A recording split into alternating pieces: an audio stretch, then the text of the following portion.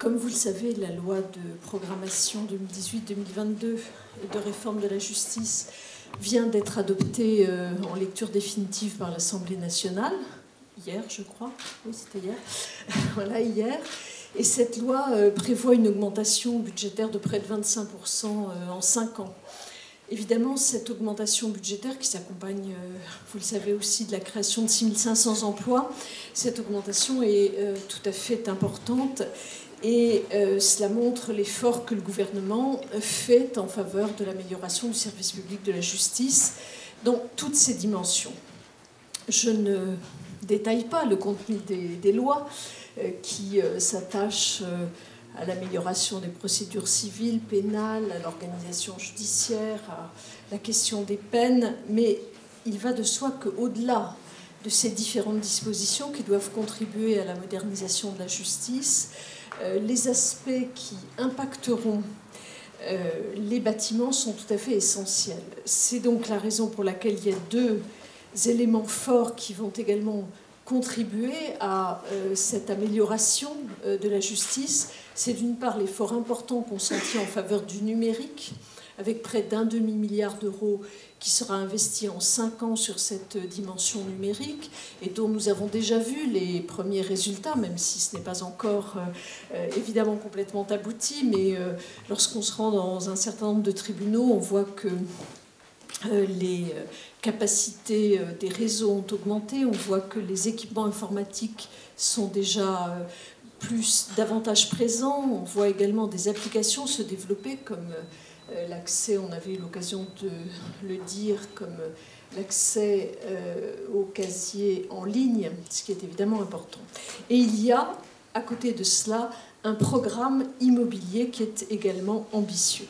Le parc immobilier de la justice, c'est un enjeu tout à fait considérable pour le bon fonctionnement de la justice, puisque c'est le lieu où évidemment les gens vont obtenir leur jugement ou venir se défendre, et puis c'est aussi le lieu où vont travailler les magistrats et les personnels de la justice, où ils exercent leurs fonctions. Le patrimoine immobilier du ministère de la Justice est très important.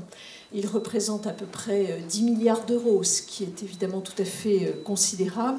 Ça représente 16% de l'ensemble du patrimoine immobilier de l'État. Au sein de ce parc, l'immobilier judiciaire, c'est 2,3 millions de mètres carrés répartis sur 700 sites et sur 1800 bâtiments. C'est vous dire l'importance, encore une fois, de cet immobilier judiciaire. Ce parc immobilier, principalement, c'est la propriété, il est propriété de l'État, même si il y a, pour certains palais de justice, une propriété qui relève des collectivités territoriales. C'est un parc qui est extrêmement divers. Il est constitué de bâtiments de toutes époques. Certains sont des monuments historiques, d'autres sont des œuvres architecturales contemporaines, comme en témoigne évidemment le Palais de justice de Paris, qui est l'œuvre de Renzo Piano, mais aussi le Palais de Nantes, qui est l'œuvre de Jean Nouvel. Donc on a vraiment un patrimoine qui est extrêmement diversifié.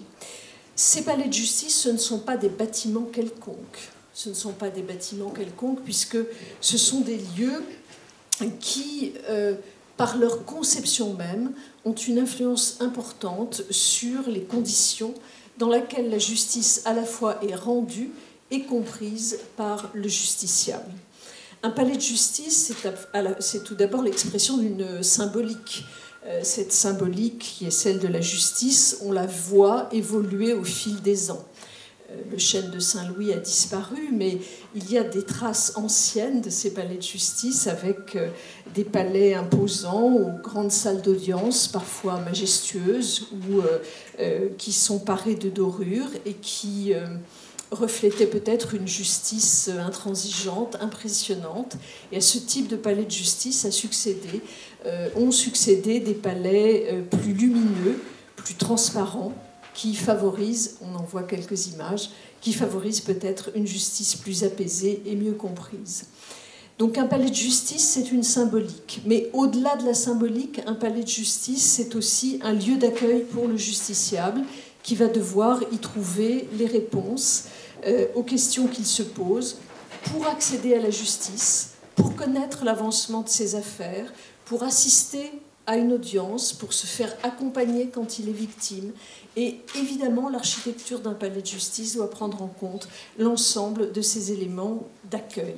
C'est ainsi que nous avons décidé d'implanter dans tous les palais des services d'accueil uniques du justiciable, les SAUJ, des points d'accès au droit, des bureaux d'aide aux victimes qui nous permettent de mieux accompagner le justiciable. Enfin, un palais de justice, c'est aussi un lieu de travail pour les magistrats, pour les fonctionnaires, pour les auxiliaires de justice, pour les fonctionnaires de l'administration pénitentiaire, de la protection judiciaire de la jeunesse, pour les fonctionnaires de la police, de la gendarmerie, qui y viennent pour accomplir les fonctions et les tâches qui sont les leurs. Là encore, la fonctionnalité du bâtiment est essentielle. J'étais il y a quelques jours au palais de justice de Toulon, où on me montrait le dépôt qui est dans un état épouvantable. Donc il va de soi que chacun des lieux est tout à fait essentiel, et tout cela est particulièrement complexe, puisqu'il faut à la fois dans un palais de justice prévoir des lieux publics qui sont destinés à accueillir le public, les justiciables également, et puis il faut prévoir des lieux plus protégés qui permettent le travail serein des magistrats, des fonctionnaires, des lieux qui permettent également d'assurer la sûreté et la sécurité, en prévoyant notamment des circuits de circulation séparés pour les différentes populations qui passent dans ces juridictions, qu'il s'agisse des détenus, des avocats, des fonctionnaires, des magistrats. Et puis, il faut également que ces lieux puissent s'adapter à l'évolution procédurale que nous prévoyons. La nature très composite, comme je vous le disais tout à l'heure, du parc actuel de l'immobilier judiciaire, qui donc va comprendre des bâtiments classés monuments historiques, mais parfois mal adaptés aux exigences contemporaines, ou bien au contraire des édifices plus modernes, mais qui peut-être auront mal vieilli et qui connaissent parfois certaines dégradations. Tout cela exige que nous ayons un programme ambitieux, tant de rénovation que de construction neuve. J'ai eu l'occasion de présenter, je crois, au mois d'octobre dernier, un programme immobilier pénitentiaire. Je le rappelle simplement ici, je vous rappelle que c'est un programme ambitieux puisqu'il va nous permettre de construire 15 000 places de prison, dont 7 000 seront livrées en 2022 et 8 000 seront lancées en 2022. Et au-delà de l'aspect strictement capacitaire de ce programme immobilier pénitentiaire, je rappelle que ce qui nous intéresse, c'est d'avoir également et surtout un programme adapté à la prise en charge différenciée des détenus pour individualiser, mieux encore que nous le faisons aujourd'hui, les parcours de peine des détenus, ce qui est évidemment un élément clé de la lutte contre la récidive. Immobilier pénitentiaire donc, mais aujourd'hui c'est de l'immobilier judiciaire que je souhaite donc vous parler, et j'ai lié les deux parce que c'est au fond un effort de même nature qui doit être consenti pour l'immobilier pénitentiaire et pour l'immobilier judiciaire. La loi de programmation prévoit de consacrer 450 millions d'euros pour la programmation immobilière judiciaire, 450 millions d'euros sur les 5 années du programme quinquennal de la loi de programmation. Cette augmentation, ces ressources accompagneront évidemment la réorganisation des juridictions qui est prévue par la loi.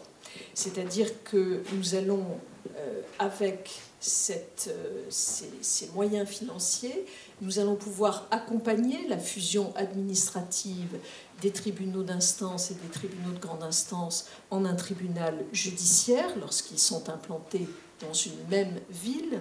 Mais c'est également, ces moyens financiers nous permettront également de favoriser et d'accompagner les projets locaux des acteurs de terrain, vous le savez, lorsqu'ils souhaiteront pouvoir regrouper quelques contentieux spécialisés, techniques, de faible volume, autour de quelques pôles de compétences. Ces moyens financiers, c'est aussi une réponse à l'augmentation des effectifs du ministère de la Justice. Je parle des effectifs de la justice judiciaire, puisque cette augmentation, évidemment, ne cessera pas. Vous le savez, nous prévoyons dans les 5 ans qui viennent de recruter un nombre plus élevé de magistrats. Il y en a au moins 400 qui sont prévus, un nombre plus élevé de personnel, d'assistants de justice ou de greffiers qui donc devront trouver les locaux pour exercer leur mission. Et cette augmentation budgétaire traduit aussi la volonté d'améliorer les conditions d'exercice de nos magistrats et de nos fonctionnaires, bref, de tous les personnels qui travaillent pour le service public de la justice. Ce sont donc 32 opérations nouvelles de construction, de restructuration et d'extension de sites existants qui sont aujourd'hui lancés. 32 opérations nouvelles qui viennent en complément, qui se surajoutent aux 29 opérations importantes qui sont déjà programmées. Mais au-delà de ces opérations, dont vous verrez le détail dans un document qui vous sera remis dans quelques instants, au-delà de ces opérations nouvelles, des opérations qui étaient déjà programmées, nous allons continuer les travaux d'adaptation, de rénovation dans de nombreuses juridictions. Chaque année, c'est ainsi une centaine d'opérations de maintenance, de mise aux normes ou d'adaptation simple qui sera effectuée. Donc de très grosses opérations de restructuration et des opérations de rénovation et d'adaptation. Cet investissement, il prend racine sur l'ensemble du territoire national et outre-mer, je vous le dirai dans un instant. Et il concrétise la volonté, que j'ai toujours affirmée, de ne fermer aucun lieu de justice. Il y a eu, vous le savez, beaucoup de craintes qui ont été exprimées à l'occasion des débats sur la loi de justice, mais comme je l'ai toujours dit, vraiment aucun site ne fermera. Je crois même que la loi donnera les moyens d'affermir les petites juridictions là où elles sont situées. Dans les petites villes où il n'existe qu'un tribunal d'instance, celui-ci deviendra un tribunal de proximité. Toutes les affaires qui sont actuellement jugées continueront à l'être et les acteurs locaux pourront même y attribuer, si le besoin s'en fait sentir, de nouvelles compétences. Dans les villes où il existe actuellement un tribunal de grande instance, j'en ai même déjà oublié le nom, dans les villes où il existe actuellement un tribunal de grande instance, il se transformera en tribunal judiciaire qui exigera peut-être aussi des travaux d'aménagement et d'accompagnement, et donc ce seront l'objet des opérations dont j'ai parlé tout à l'heure. Le dossier de presse qui vous sera remis va détailler région par région et ville par ville l'ensemble des travaux qui sont prévus et des principales opérations d'investissement. Vous verrez que tantôt il s'agit de schémas directeurs de restructuration qui sont préalables à de très lourds travaux. C'est le cas par exemple à Toulon où j'étais l'autre jour, mais ce sera aussi le cas à Bobigny où nous avons besoin d'un schéma directeur pour avant de lancer les opérations. Donc, dans un certain nombre de cas, ce sont des schémas directeurs qui sont financés. Dans d'autres cas, ce sont des opérations d'acquisition. C'est le cas, par exemple, à Meaux, au tribunal de Meaux, où nous allons acquérir des terrains avant de lancer la restructuration complète du tribunal. Et dans d'autres cas, les opérations sont des opérations de travaux qui ont démarré ou qui vont démarrer après les études.